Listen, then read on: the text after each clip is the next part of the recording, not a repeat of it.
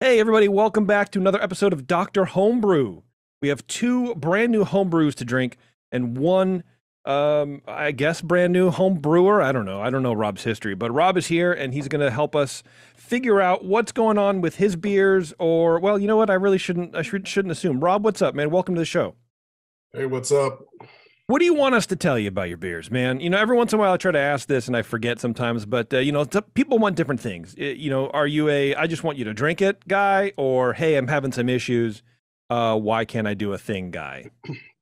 No, I want you to tell me the hard truth. Honestly, everybody that I give my beers to tells me that it's great, and Okay. like some real feedback. Yeah, that's right. We don't know you. We are not in arm's reach of you, so we will tell you the truth. Excellent.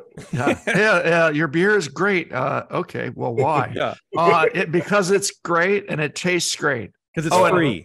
and it Yeah, I was didn't have free. to And pay it's for it. free, exactly. My kid turned 5 last weekend, and we had a party and had a bunch of family over. And I give some of my mild, which we'll talk about on the next show, to my nephews. And one of them goes, "Man, you made this?" I'm like, "Yep." And I could smell it coming. I can smell it coming a mile a fucking way. I've been doing this too long. And he goes, "Wow, you really should make some money on this. You should sell this." And I'm like, yeah, the last thing I want to do, even just in this economy, but the last thing I want to do ever is open a brewery, because that is one surefire way to not make money. Right. You work your Yeah. ass off 18 hours a day and make little money. Like, I barely work now and I hate how much money I make. So there's no way I'm going to do it. And he's like, "Oh yeah, really?" I'm like, "Yeah, I mean, I appreciate it. I mean, the sentiment is nice, but Yeah. you can give me $5 every time you fill up your glass, and that's just as good. I don't have to pay anybody." So anyway, we have an oatmeal stout this segment, and the next segment, remind me, Rob, what is it? What's the next beer we got? It's a mixed fermentation sour. Nice. Okay. I should pull that out of the fridge, but I probably won't do it. So that'll be cool. I'm excited to drink these. I love an oatmeal stout. You guys know me. Oatmeal stout is probably my favorite style, next to mild, and then I don't brew it. So, but I should. Let me shoot the next beer that I make is turn my oatmeal stout back on. But before we get to all that, I want to thank our sponsor, 5-Star Chemicals. Go to 5-Star Chemicals right now, today, this very second. 5starchemicals.com/homebrew-club-program. What that does, it will get you into their homebrew club program. Well, what does that do, JP? You might be asking your radio. Well, I will tell you, radio listener, it will sign you up for the free homebrew club program, and then you can get free product from them. You can get exclusive discounts on 5-Star products. You can get monthly educational seminars and also free swag too every once in a while. So, and I don't know what that is, but if you've ever been HomebrewCon and you swung by the 5-Star booth, you know they like to give out little trinkets and stuff like that too. So that's probably what you're going to be getting. I don't know, maybe something cool that nobody's ever heard of before. So check it out. Just go to 5starchemicals.com anyways, learn about all the chemicals they have, learn about the best ways to clean and sanitize your home brewing equipment to make the best beer possible. Also, don't forget to sign up for that homebrew club and collect all the stuff. You know what I mean? Yeah. We'll be trying to visit them at the upcoming HomebrewCon in San Diego. That'll be fun. Yeah, you going? You're going. You're going. I'm going. Yes. It's yeah, of course. San Diego each time has been so much fun, dude. Oh, San Diego is a great. Is it at the same place it always Yeah. is? It's at the Town and Country. Yeah. I like that place. It's very 70s, late 60s, maybe. Yeah. Late 60s. Yeah. Yeah, good memories. That was I think one of the Schumans pooped in a fountain. Oh my. Maybe it wasn't the Schumans. No, it was just another home brewer. That's right. That was also the place where Sam famously at 4 a.m. played the intro to Jump on his keyboard, so Bev would let him in the room because he forgot his key. Good times, man. Well, we had a pretty wicked elevator barley wine vertical there. There you go. I hope to repeat. Maybe this time without breaking the elevator, but yeah. So what do? You just stand in the elevator like a creep and go, "Hey, you want some barley wine?" No, like the way it's set up there, you want some barley wine? There's floors with outdoor walkways around those big towers there, right? When you're walking around to get to your room. So you start on the ground floor, have a beer, go up to the next level, wander around that walkway to the edge. And then by the time you wake everybody up all the way up and get to the top floor, you're having a really old freaking barley wine looking over the whole, conference site, which is pretty fun. I like my version better. Or you just stay in the elevator for 4 hours. That's kind of how it started for me. It was like Dave Bradstrom one time. I think it was in the Minneapolis one or somewhere. Maybe it was Oakland, actually. Yeah. He's basically in an elevator going up and down with barley wine. It's like the guy in the elevator, like, hey, want to have a barley wine with me? Opens up the jacket. He was wearing clothes underneath the jacket. Of course. Yeah, for sure. No, that's why it was your favorite. There was barley wine in there. Yeah. Mm-hmm. I bet there was. Didn't you do a vertical tasting in the elevator there one year, Brian? Yeah, I mean that's what we used the elevator to go up a floor at a time, and after our group grew a little bit, the elevator had some challenges, so we'll have to be more careful this time. It happens, man. Maybe get 2 elevators depending on who's. Yeah. All right, well, let's get to Rob. Rob, welcome, dude. Once again, thanks for being on the show. Thanks for sending in beers. I appreciate it. I like the little packaging. I meant to have a little sample of it too, but it's like it was like a plastic bag, plastic envelope, but with its own like separate air chambers. It was made for this. It looked great. It was cool. I was like, wow, this is it's professional shipping right here. I liked it. Everything professional, but they are cool. Yeah, they're neat, man. All right, so oatmeal stout. Have you done this before? New recipe? What's up? I have not brewed this in quite a while, and this was actually a quarterly that we did for the Average Brew Review that occurs on another podcast. I don't want to hear about it. Okay. There's no such thing. No, I'm kidding. Go ahead and tell me about it. What's this other podcast? So I'm a part of the Brew Club. That's part of the Brewlosophy network. And so every quarter, the members, they put out a recipe, and you're to brew it to the recipe, and we send it in, and they go through them and taste them and tell us how terrible they are. Nice. That sounds that sounds on brand. Well, I will expect. I'll talk to Marshall about getting our what do you call it? Not recompense, but residuals. There you go. Yeah. All right. Well, that sounds like fun, man. That sounds like a good time. Anytime you can brew. We've been talking about trying to do something about that where we're gonna all brew the same beer and taste it and yell at each other, but I don't know if we'll get that far yet. Okay, so this is just a recipe from the Brewlosophy people. And you do oatmeal stouts every now and then, but not for a while. What do you think about it? You think it came out good?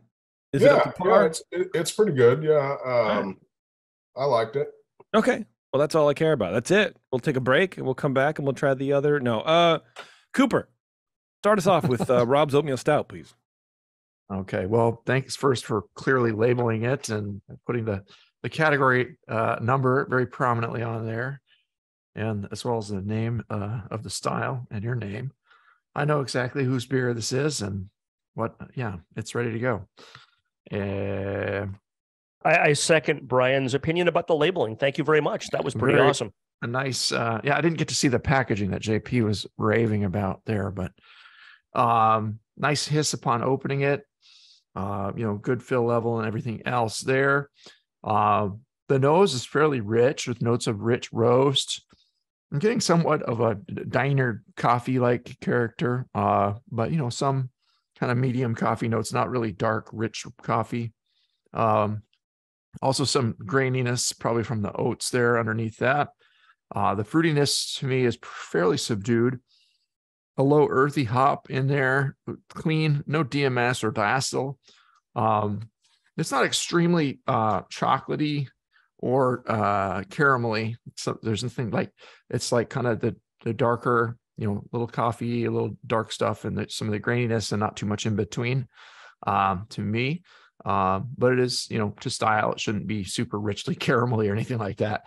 Yeah, not maybe a little faint hint of nuttiness in the nose too, but it's a very light.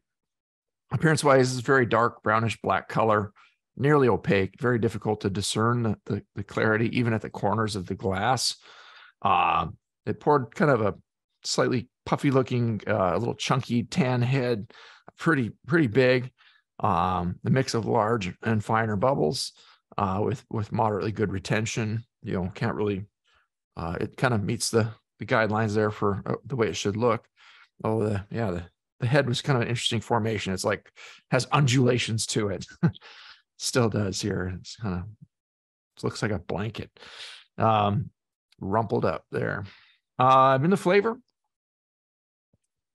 getting a kind of somewhat sharp roast character kind of poking out over the top with some graininess underneath, some little bit of coffee grounds.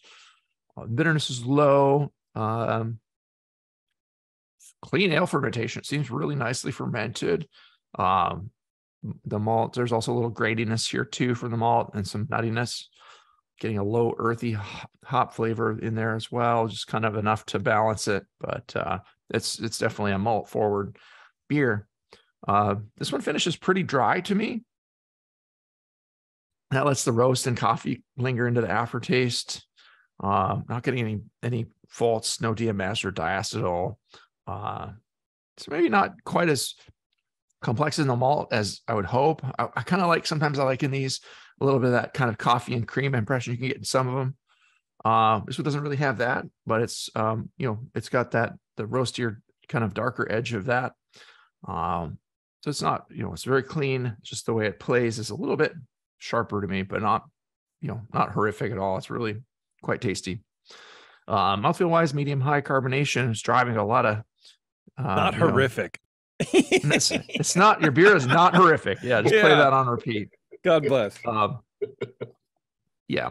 Well, I mean, when I mention a lot of little things that I want to, point out about the beer, I don't mean them necessarily as like, oh, this is the worst thing ever. It's just sometimes when I list a number of things that I find a little bit like, well, it's not, I would prefer it this way, or it's a little too much of that. It's not to the point of where, there's a lot too much of that, and it's awful. That's all I'm saying. Sure. Fine points, I could say. It's not really creamy. A little more creaminess for the style would be nice. I do get a touch of that oiliness from the oats.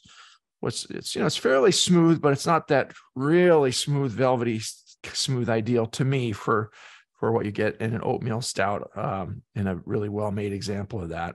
It's kind of like the ones that are in the bottles for a while and travel from England, and it tastes pretty close to some of those. And they're in the clear bottles, open them up. It doesn't taste oxidized though, or anything like that. So it's probably a fresher version of that. But yeah, it's pretty close to like a Sam Smith's kind of a balance, the way those play, as opposed to some of the fresher homebrewed ones that I've had here that I've maybe liked a touch better. But still, mouthfeel wise is pretty close, just not quite as velvety smooth. And but yeah, a lot of carbonation. That's okay. It's really, really drives everything that's in there, makes it kind of poke out a little more maybe. Overall, it's an enjoyable, very clean beer. I like that characteristic kind of creamy quality just a little more. It might be being inhibited a little bit for me by the dryness. That's like suggest maybe boosting the malts a bit to let it finish a little sweeter, and or use less attenuative yeast. But and malt wise, the oatmeal is here. It's expressing itself as grainy, and the coffee quality and from the malts is maybe not quite as fresh and bright as I would hope. It's still quite tasty and enjoyable. I landed at a 37 on this beer, so it's it's a high end of very good. I would just tweak it a little bit to get it into better shape for what I would prefer for the style, but it fits for the most part what you want in an oatmeal stout. Very good. Sure. Present. Yes. So Rob, thank you very much for sharing your beer. I appreciate that. You mentioned a little bit before something about you're in the Brewlosophy Club. Yeah, the brew club that's associated with the Brewlosophy group. You're not a real club. Sorry, that was going back to the man. That's a blast from the Brewing Network past. Got his right ass. There. Yeah. No, that's pretty cool.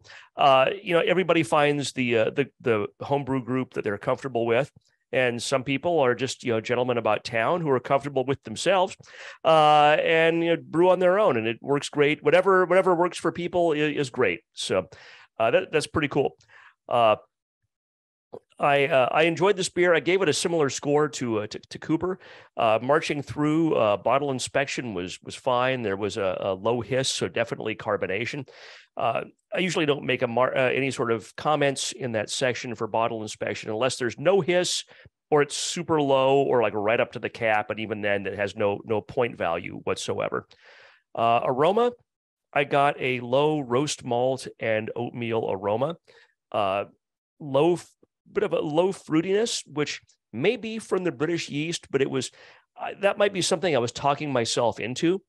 I'll do some great dead air time here. Oh, please do. I love that. Everyone loves that. It's hard to tell for me if that fruitiness is there or if I'm just imagining it. I'm gonna assume that it's there. I get a low coffee character, maybe not like diner coffee like Cooper was talking about, but just like a pleasant coffee character. No diacetyl.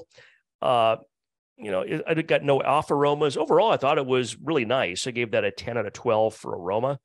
Appearance, 3 out of 3. Extremely dark brown, almost black. There's nothing that's actually like jet black in beverages. It's always some shade of super dark brown. But this is dark enough that you've really got to look right around the edges to find the dark brown character. There are some reddish highlights, not unexpected. Clear as far as you can determine that from looking around the edges. Head is low and persistent. I poured this a while back, half an hour ago, and it's still got that low head right there. So good job. Flavor. Initially, I get low roast, medium nuttiness, very low earthy character, which again, I might be talking myself into that. That might be hop flavor, it might be malt, but it's enjoyable. In mid palate, bitterness comes up to balance. The finish is long and balanced and dry, definitely well attenuated. I don't get any off flavors. There's a low coffee character, especially as it warms. The fruitiness that I was thinking about in the aroma really isn't there in the flavor. And it might be there. It might be there. This is a complex beer, and frankly, everything in this melds together really well, I believe. It's hard to pick out. A lot of times in British beers, you pick out like, oh, this is a very strong or sharp or pokey, outy British yeast fermentation character, which isn't always great. In this, what I'm getting that might be a fruitiness, might be hop flavor. It might be that British yeast fermentation character. It's really hard to kind of pick out where that might be coming from. But love the flavor. Is 14 out of 20. Mouthfeel, 5 out of 5. I got a smooth, silky mouthfeel from Oatmeal here. It's creamy, medium body, low carbonation, no warming, no astringency. I think I said 5 out of 5. Overall impression, 8 out of 10 for a total of 40, which is excellent. I really like this beer a lot. Oatmeal Stout doesn't have to be, a giant, thick, imperial strength beer. And in fact, I pulled up the guidelines here, and 16B in the 2021 guidelines, ABV should be between 4.2 and 5.9. So none of these are giant malt bomb beers as far as alcohol goes. Final gravity can be anywhere from 1010 to 1018. And 1018 is going to be a little bit more of that malt sweetness, that size that I think Cooper was talking about. But this style can go down to 1010, which is a pretty well attenuated beer. I mean, that's pretty dry to be down at 1010. So there's not, I don't think the style is a monolith. I think that you can have a 4.2 Oatmeal Stout that has a final gravity of 1010. And that's kind of zeroing in maybe closer to even mild territory as far as alcohol content goes. But it still has a lot of flavor and a lot of complexity as a style, which is one of the great things about this style. You can enjoy this through a whole session if you kind of brew it like that. I think it's really well done. As far as what I might do, Cooper's not wrong about, I think, additional complexity. I don't know that I'd bump it up in strength, but maybe a little more. It never hurts. Well, let me take that back. It sometimes hurts to throw more malts in a beer. If you're starting off with a whole lot, I don't know what your malt bill is or how you made this, and I'll be curious to hear that. If it's super simple, you might want to rethink. You might be adding in just a little bit, a few percent of something, here or there that might give it more complexity. I also think that, despite what I was saying earlier, that sometimes the English yeasts can go a little crazy and poke out a little bit too much. Depending on what kind of yeast you used, you might want to try a different English style yeast that might give a little bit more British character to it. But that also kind of depends on what direction you want to go, right? I mean, you look at the style guidelines, and they range from Anderson Valley Barney Flats Oatmeal Stout, which is great if you have a chance to get it, to Sam Smith's Oatmeal Stout, to Young's London Stout. And the more American versions of this are going to be maybe a little bit more like an American stout. Right. May not necessarily going to be ones that have the English yeast. If you're going to be brewing for competition in 16B, that it never hurts to use the authentic English yeast. Maybe get a little bit more complexity that way. Just a thought, but I think 40 is an excellent score. Or actually, it's more. Yeah, it's definitely, by definition, it's an excellent score. And I plan to not pour any of this out. I'll be consuming this throughout the evening, I believe, and enjoying it a lot. Thank you very much. Well, excellent. Yeah. One comment I would add too. I was definitely not saying to increase the alcohol. I think the alcohol is fine where it is. You might get a little more sweetness if there's more alcohol there, but that would probably push it out of style. Then not necessarily needs a whole lot more sweetness, but a little more malt complexity. One, nice ingredient to use is pale chocolate. And I think that, bringing in a little more of a kind of a smoother milk chocolate in the middle might do a little bit for this beer. But, I was very close to you there, Brian, and it's good as is. I'd be curious to hear what JP has to say about it as well. Oh, I got things to say. And he was locked into that.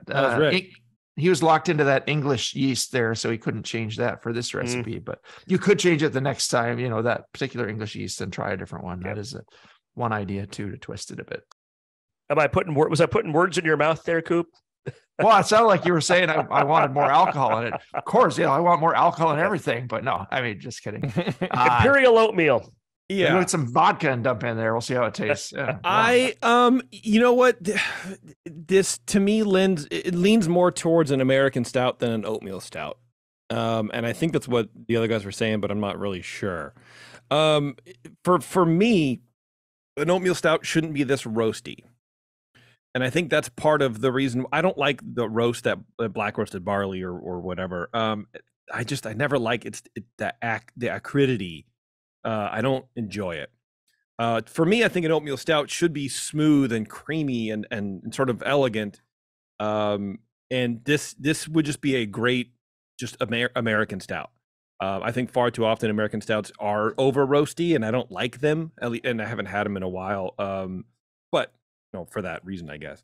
So for me, that's what I would change, because it sort of has like a tart, acidic, almost smoky thing. So I think it's far too much there. Everything else tastes great. I think the fermentation obviously was great. I don't really find any flaws elsewhere. I would just like an increase in the oatmeal and a decrease in the roasted barley. And then like Cooper's saying, pale chocolate. If there's any chocolate in here, wipe it clean and put pale chocolate in and add 10% more. That flavor, that chocolate flavor with the oatmeal really can just do wonders in a beer like this. But I do think there's a creamy aspect to it. There's a coffee thing that I do kind of like, which I understand what might fade as you decrease the roastiness. But if I were making it for me, that's what I would do.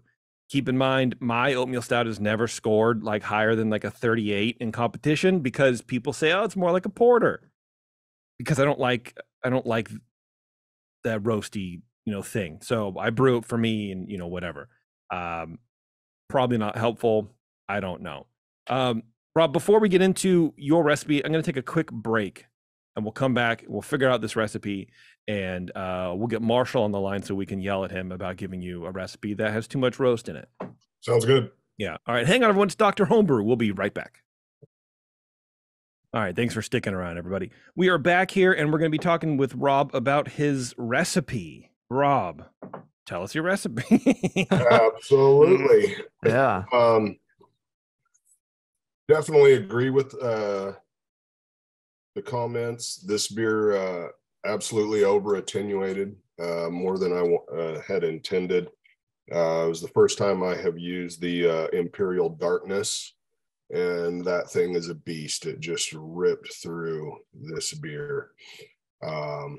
This beer, 53% Maris Otter, 10% chocolate, 350 Levabon, 10% oats, 7% crystal malt, 60, 3% flake barley, 3% roasted barley, 300 Levabon, and 3% victory malt. Definitely thought about adding a vanilla bean to this, and it just didn't happen, but I think that may lend itself to that creaminess that you all were both commenting on. And yeah, that is a nice trick to use. You can do that for sure. Yeah. So this beer started out at 1054, and terminal gravity was 1005. Wow. Oh my God. Yeah, that's well attenuated. Yeah, so it was almost acidic. It wasn't like super, like, it wasn't tart, super tart, but it was just like really acidic, and that sharpness kind of blends with that and just attacks your tongue, like JP was kind of saying. Absolutely. I wonder if it's aging a little bit now, because everyone that I gave it to originally, the chocolate was just like pow right in your face. I brewed this the day after Thanksgiving. So we're 90 days now or something like that. So it doesn't taste super past its prime, but you can tell it's aging a little bit. It's not oxidized, but it's cleanly transferred, it seems like. But yeah. 10% oats, you say? Yes. Yeah, I would minimum double it, maximum double it. And those are just 20%, flaked, like minute oats or whatever. Yeah. Yeah. If you want to put another spin on it, I've also played around with like toasting the oats in the oven for a little bit too. Getting a little bit more character. That's assuming you're going to brew this recipe again. I have no. Yeah, and you can use flaked oats and some malted oats too if you want. You can use a combination. Just kind of play with different oats and get more oat character in it.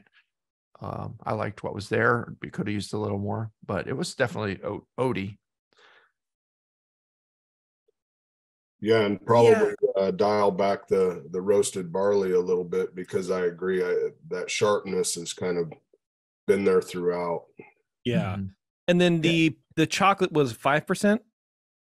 The chocolate was 10, I think. 10%. 10%. Malt, yeah. Yeah. I wonder what mine is. Get up. 10, yeah. So it's 10 and just pale chocolate. Pale chocolate. Chocolate malt should just go away. Nobody needs it anymore. Pale chocolate's king. Don't worry about it. And I imagine the hops are pretty low, just a little English hop and the bittering, or so hops, I had a small charge at First Wort of Magnum just for bittering, and then I actually hit this with EKG 20 minutes and at flame out. Yeah. Okay. Yeah, it did have a little earthy hop throughout, so that was coming through, but not playing like an American stout would typically have, more American style hops. It still played like the English style, so that was good.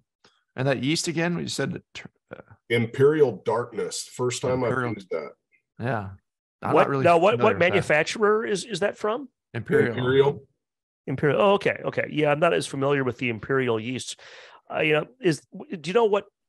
Like, is that supposed to be an American or British, or do you know anything about the origin of that? I honestly don't. I had heard that it was pretty good for dark beers, and I thought, well, I'm going to give that a try. So they did let you choose the yeasts? Yes. Oh, okay. Yeah, and so part of the parameters was a single infusion mash at 154, 60 minutes, and done.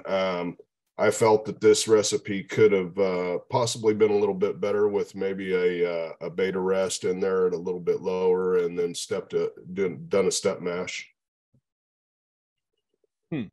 Clearly it was a well fermentable wort because it attenuated down to almost. Oh, yeah.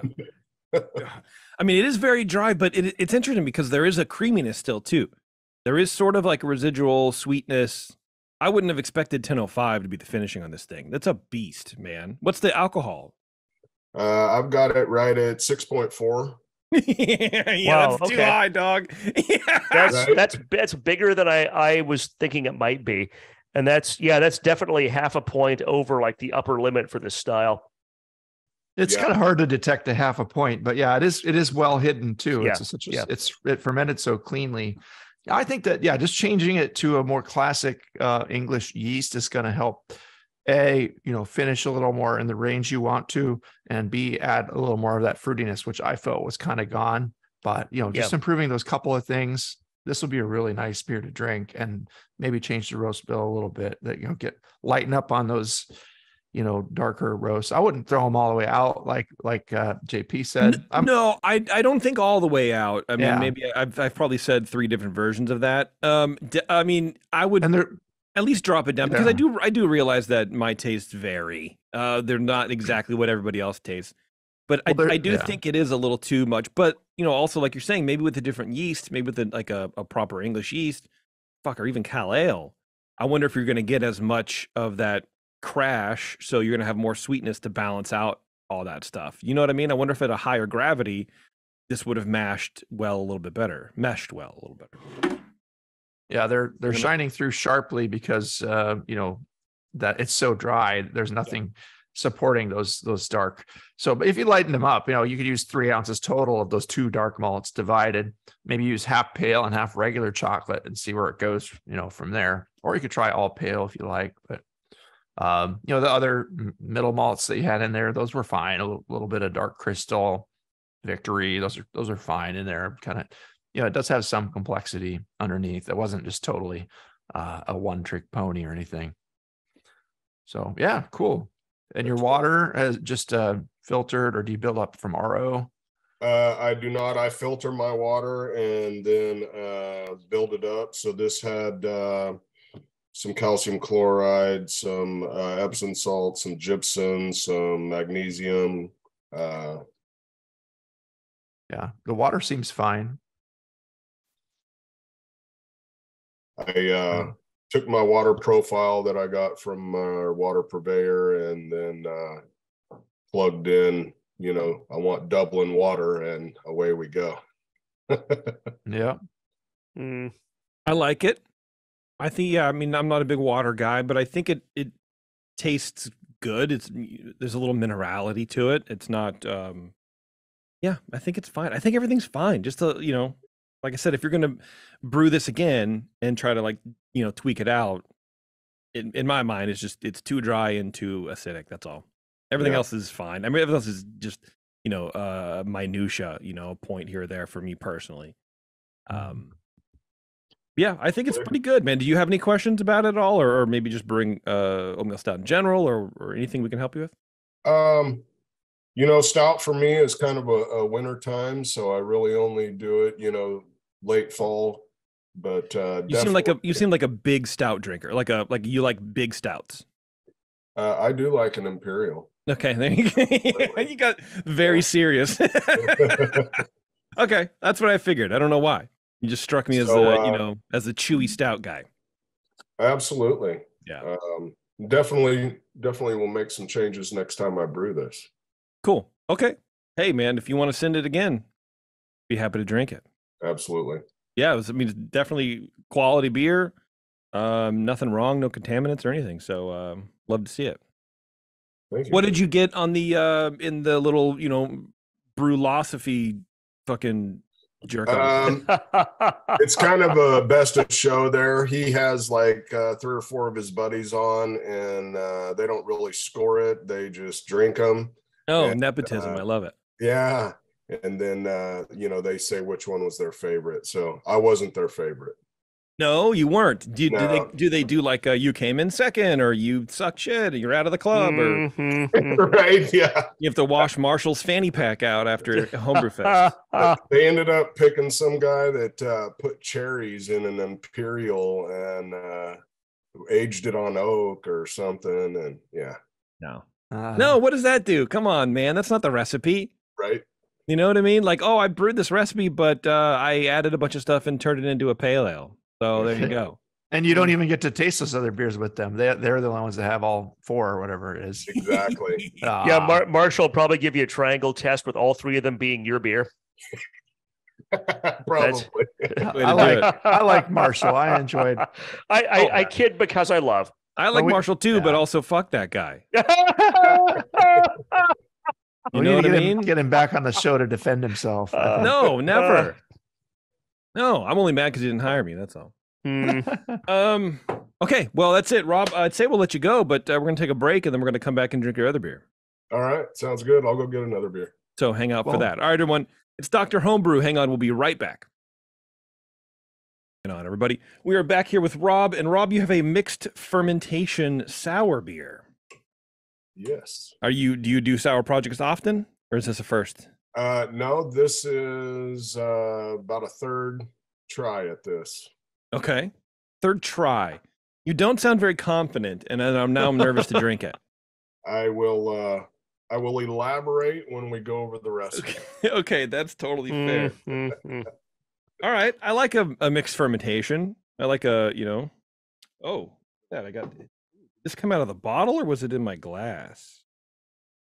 Might have been in my glass. Might have been out of your nose. It is a green like strip.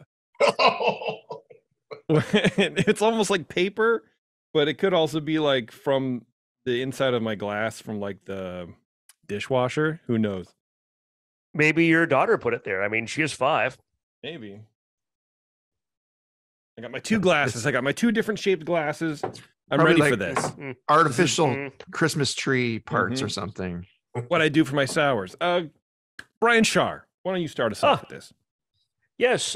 Yeah. Thank you very much. This is an interesting beer. I enjoyed this very much. I got a low hiss upon opening, so there's definitely carbonation. It's always a good sign. Aroma. And actually, before I get started, I'll back up here just a little bit. You might have told Cooper, but I doubt you did.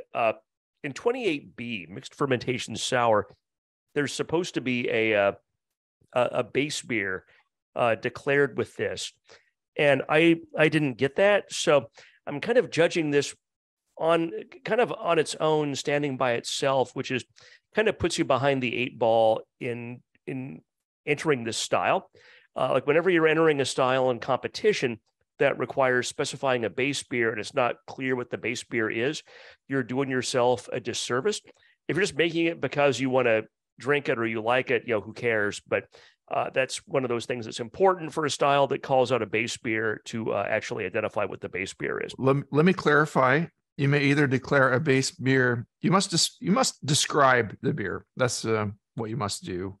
Either a base style or the ingredients, specs, or target character for the beer. And even in the style guidelines, that's true. That the base beer style becomes less relevant in this style because of all the yeast and bacteria muck it up, basically. Okay. So well, anyway, with that said, consider me color me corrected, but I still think it's best in these styles where the guidelines talk about base style a lot. I don't know. To me, it's best practice. I mean, Cooper's right. That's you can describe what it is, ingredients, specs, target character, something like that. I think you're always better served when you're entering competition to specify a base style. That's my one man's opinion. Let me argue against that. When I make my consecration ale clone, the base style is a Belgian dark strong. The beer in the end, after all the Brett and the wood and the currents you add in there, everything that goes on, the long long souring process, it tasted nothing like a Belgian dark strong ale at that point. Yeah. It's just a sour, fruity, massive red beer. So Well, that's a good point. All that's a good point. that said, how would you describe the beer, or tell the judges to judge it, I guess, or style? Yeah, exactly. So we maybe it's Brian and I can go on about this for all. Maybe it just depends on what the beer comes out like. I don't know. This particular one, the aroma, I enjoyed it. It's a fruit aroma at a medium level. I get like a raspberry, but not sure if there was a fruit addition, but it smells like a raspberry addition somewhere. Very low base malt, no hops. Don't get any lactic sour in the aroma, and don't really get any Brett funk either. The fruit is really carrying all the weight here in the aroma, but the fruit is a good fruit character. It's not a extract or something weird or artificial. It smells natural, like raspberry should. So that's really good. It's the fruitiness may include, and I have a note here, the fruitiness might include a Brett component. It's hard to tell. If so, Brett, we think about Brett typically as being funky. It can be more fruity if it's fermented at, lower temperatures or different conditions. I'm not an expert in that. But I remember the Crooked Stave guys I think they primary ferment with Brett, and they don't have it come out super funky. It's more like how they can control the fermentation temp. Nonetheless, it's a very fruit-oriented aroma. No off aromas, 8 out of 12 for the aroma component. Appearance, 3 out of 3. The color is a pinkish amber, and it's really more pink than amber to me, and maybe more artificial light. When it was natural light earlier in the day when I judged this, it came across a little more amber. Just goes to show the color of any beer is incredibly dependent on where you're at and what your light source is. Low head disappears immediately. There's there's maybe a few bubbles around the rim of this, but that's about it. Crystal clear, 3 out of 3. Flavor, initially the flavor is dominated by raspberry with very low base malt. I get very low hop bitterness. Maybe a no hop flavor at all. There's a very low funk that might be Brett in the flavor that isn't present in the aroma. It's well attenuated, as you would expect. Finish is quick and dry. There's a very low lactic sour in the finish to me, but it's not like a real rip your face off lactic. So a 13 out of 20 for flavor. Mouthfeel, 5 out of 5. I made a note here that light lactic sour, that light lactic sour comes across more like a low astringency to me, but an astringency in a good way. There's that kind of mouth puckering, sucking a tea bag type of astringency that isn't good. But then there's also a type of astringency that is kind of associated with lactic and sourness that is more pleasant, if that makes sense. And that's what I get from this beer. What's interesting to me, I think I learned this from Nicole, because, you learn all kinds of good stuff from Nicole all the time, that raspberries, blueberries, those fruits like that have the little tiny seeds. Those seeds aren't just annoying. They actually have a flavor associated with them. And that flavor tends to be astringent and unpleasant and just not ideal. So if you just dump a bunch of raspberries into your beer, it's going to pick up those flavors as well as the flavor from the raspberry. And that's not the kind of astringency that I'm getting from this. I guess it's more of just a character of what I think is a low lactic in the finish. No warming. It's not creamy, low carbonation, low body, 5 out of 5. Overall impression, I gave this an 8 for a total of 37, which is very good. Excellent job.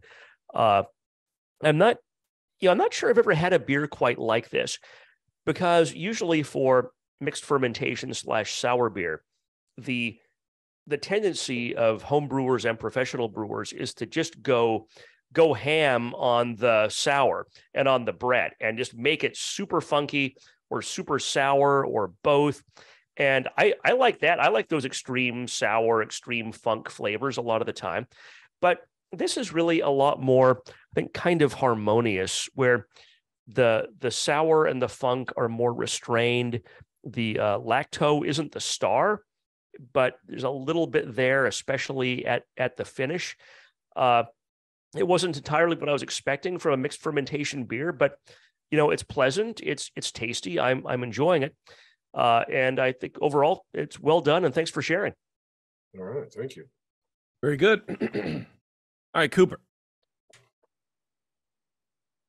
Yes, I will talk about this beer. It is. It sounds like it. It sounds like you will. Very fruity. That's all I have to say. Thank you. Yeah, slight Hispon opening in the nose. Just a bright berry, some red raspberry, a little kind of hibiscus-like notes. Low cherry. The funky tart type character is a little low and muted. It doesn't smell like it's going to be really heavily sour, and that's okay. But yeah, the funky tart type character is just really low and muted. So it smells like it could be something that's either a little sweet or just only tart, mildly sour. Getting a big strawberry-like note in here as well. It's like a mix of that raspberry, strawberry. I think I got a little more strawberry than Brian did, maybe. I like that there's no THP here, which is good. That's that Cheerio-like thing you can get sometimes when you have, I think, Brett in combination with oxygen or maybe other ways to get it, or it can be eventually aged out if you're careful. But no big oxidation or acetic character here. It's very, prominently fruit forward. If you smelled, you almost wouldn't know it's a tart beer. Appearance wise, it is pretty. That pinkish, reddish, amber colored beer, almost no head. There were some white, larger bubbles at first, and they fade fairly quickly. Although I just poured this one straight down, and they're staying for a little while. But it does fade after a little bit to a flat surface. I'll dock a point for that, head.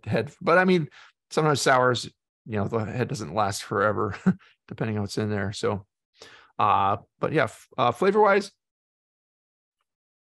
strawberry, a light cherry-like fruitiness, mildly tart, but it's pleasant and clean, almost no funk or barnyard hay-like, any of those kind of characters. I think that the fruitiness that is here, it may likewise just be coming from either there's fruit in it, which I'm wondering, or, the malts and the combination of just the straight lactic sourness that's here. So you get kind of a medium light sweetness complementing the light acidity here. Again, mostly lactic, no acetic or vinegar-like qualities here. The beer is somewhat like wine-like in the sense that it tastes a little bit like a pink wine, like a rosé. There's no obvious bitterness here. Has a semi-sweet finish, and it's definitely balanced to that berry character, that fruitiness. Mouthfeel-wise, it's a light, medium light body, smooth, not biting or rough at all. There's no astringent character, no warmth. Carbonation is fairly low. It's not creamy or anything like that, but yeah. Overall impression, I'd say it's just a clean and enjoyable tart beer. It's kind of I don't want to say a one-trick pony, but it's just got this low, clean acidity that's dominated by berry fruitiness, but without the phenolic or funk to kind of accent that and let it shine against some other elements that would lend complexity. Even a light bit more acidity and funk would kind of make this one really pop. But it is really pleasant. It's almost like soda pop like in a way. It's like, very easy to drink. It's a very approachable, like beginner beer. Like, here, try this one. If you like you don't really care for beer and you try this, you might very well like it because it's just so easy to drink, enjoyable. It seems like it's pretty light alcohol wise. It's not blowing me away there. I'd almost say, enter it as a fruit beer, but it's the 29A category, but it's as a 28, I guess 28B, overall impression is a sour and funky version of a base style of beer. And it's like, it's sour, it's lightly sour, but it's not funky at all. And it doesn't need to be a funk bomb, but, just giving a little more Brett character in there would definitely bring it up to a higher score for me.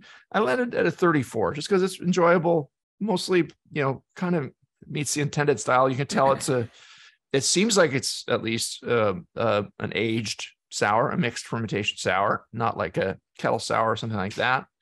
I'm not 100% sure. So yeah, a 34 is in, kind of middle territory, very good. I've kind of tweaked this a little bit to try to get up into excellent or outstanding, but it's nice as it is and real easy to drink. So thanks for sharing it.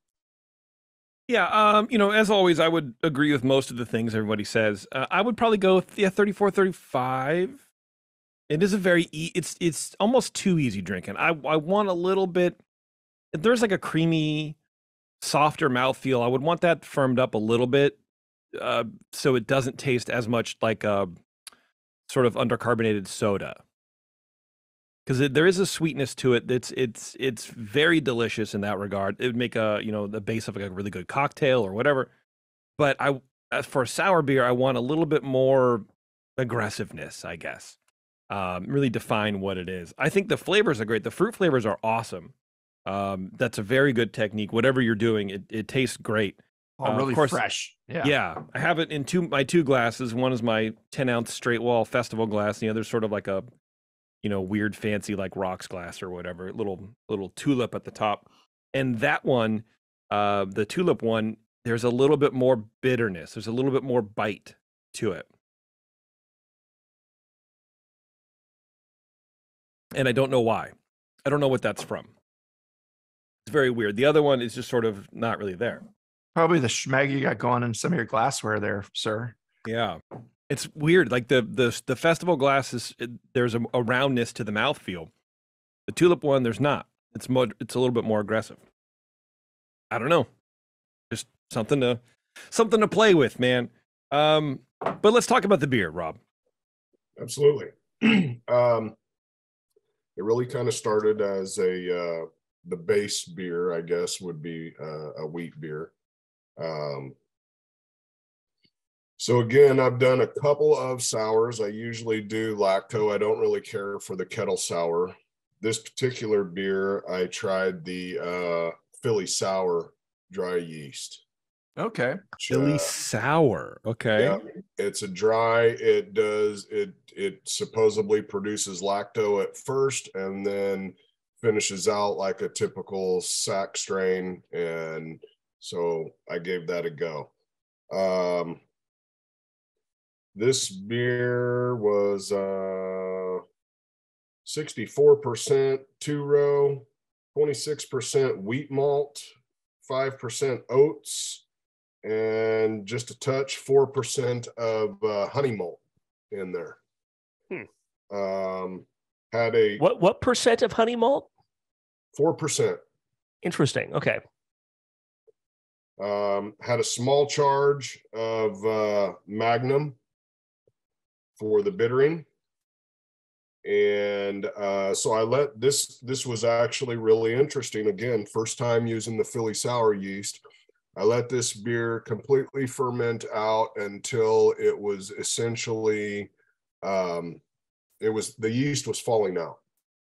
And I did this one in a 5-gallon batch. So I actually put this in a carboy, and I took my fruit, which was 4 pounds of blackberry, 4 pounds of raspberry, and 2 pounds of blueberry. And I made a puree out of that. They were fresh fruit, and I put them in a clean carboy, racked the beer on top of it, and it took off again. I mean, it went crazy. I had like 4 inches of Krausen that was purple all the way around that thing. Wow. In an hour of adding of Wow. transferring. Jeez, dude. So this beer started out 10.55, finished at 10.11. I've got it right at 5.5%. Okay, not bad. I mean, you know, and I like that range of alcohol for sour beers. I think it lends itself better. You know, you get these 6 and 7%, maybe 7 or 8% sour beers, and there's something weird about how the alcohol and the acidity sort of mix together with that sourness. It's not enjoyable for me. Yeah. The ladies do seem to like that one. Even girls that have come over and, you know, they don't necessarily drink beer like beer, and they seem to like it. So, and I have had some friends kind of give the wine comment a little bit like the rosé in that range. Sure. I mean, you carbonate this, and then you might as well just call it a wine cooler. Not might as well, but you know what I mean? You definitely could pass it off as something like that. So you have this technique where you can make a very, very approachable sour beer like that. And so I think you're like 80% to, you know, I think where maybe you want to be. Right. So I think that we would have had an easier time judging this if we made a big deal up front about, oh, you didn't declare the base style, or you didn't declare the intent of the beer. It's a fruit beer. It doesn't belong in 28B. And I was, you know, it's so clean and enjoyable that I wanted to almost give it the benefit of the doubt. Like, wow, this could be an aged sour that they somehow made taste this fruity, but I'm like, no, there's got to be some, like a lot of fruit in here. And you know, so yeah, I probably should have scored it lower just for being out of the where it should be. And like, no, dude, there's so much fruit in here. How could it not be like a fruit beer? So declare it as a 30A, or I'm sorry, 29A fruit beer, and then declare the base style that you want. But you know, which could be a mixed fermentation sour, or it could be a straight sour with the fruit. You know, you could go anywhere with it that you want, but you know, it's more like a straight sour character, where it's just a nice, gentle, you know, lacto without the oak aging, without the funkiness. And, you know, that's kind of designed for where the kettle sour beers can go, 28D. You know, just a quick kettle sour. But this is, to me, I was like, it's got some of the aspects of that nice mixed fermentation sour, but also some of the aspects of a kettle sour, but a really well done version of that. So yeah, and I think some of that's that creaminess that I'm picking up on. I think kettle sours can have that, where they're not really sharp; they're sort of rounded. I definitely struggled just trying to decide what category to give you guys for that, and you know, the guidelines have so much in there about using Brett and wood and everything in the 28 category that it was a little tough choice. I'm just blown away by the differences in the flavors between the two glasses. Yeah, you actually try it. 28D is where it's intended for that kind of, you know, it's and it's nice. I like that it's nice and light, and it's refreshing. Just very approachable. And it's not going to murder you in like an hour if you have a little bit more than you would normally. You know what I mean? And from a sourness standpoint, as we're all getting older, I mean, you guys specifically, not me, but also just an alcohol level. Like you can have this and drink it pretty speedily, which is what you want to do because it tastes so good, and you're not going to regret it later. So I like that. So maybe try entering it as a 29A with a 28D base somewhere and see how they score it, if they understand it, and declare the fruit they put in it that you want to declare, like primarily the raspberry coming through. But yeah, it had like, to me, a little strawberry like edge to it, even though there's no strawberry in there. Yeah, I assume there was strawberry in there. Yeah, because raspberry is sort of weird. It's like a blueberry. We don't really get the flavor. Strawberry, maybe like a little rhubarb kind of too. Yeah, a lot of times raspberry, like Brian was talking about the seeds, and it gives that harsher, like astringency. This doesn't have that side of the raspberry, so it maybe plays more like the strawberry and the sweeter fruits without the seediness that you get in the. But, you know, I made a raspberry mead so I, you know, had all kinds of seedy character, but it was still good. It just like plays you made different. it. That's why. Yeah, that's why it was seedy. Rob, do you have anything else for the boys? I don't think so. Okay. Appreciate the comments and being on the show. Yeah, well, thanks for sending a beer, man. I appreciate it. And if you rebrew anything or want to come back, let us know. Absolutely. And if you want to be as cool as Rob and be on this show, email Brian at thebrewingnetwork.com, and he will get you a speedily delivered email, hastily written, probably not very well spell checked, maybe a weird attachment or two. Don't worry about it. Just send the Bitcoin. Don't click on the attachment. Whatever you do, never click on the attachment. No, always. I might be get back to you in a couple of weeks. I also wanted to point out, we judge these beers. I judged the beers on Pi Day, and then today, the 3/4. Anyway, today is the anniversary of the. It's lockdown day today. It's like 3 years. You're talking about your daughter's birthday party. Remember your daughter's birthday party 3 years ago? I do. Yeah. You're like, don't touch me. Let's elbow bump instead of And then everything went to a screeching halt. I was just like, someone mentioned that today. And I was like, oh man, that brings back some memories. I remember that crazy weekend. I had all kinds of things planned and then nothing happened. Yeah, basically. All right, everybody. Thanks I can't believe it's been 3 years. Anyway, sorry. No, that's fine, Brian. Your timing is impeccable. It really is. Yeah. All right, everyone. Thanks for tuning in. Until next time, we'll see you.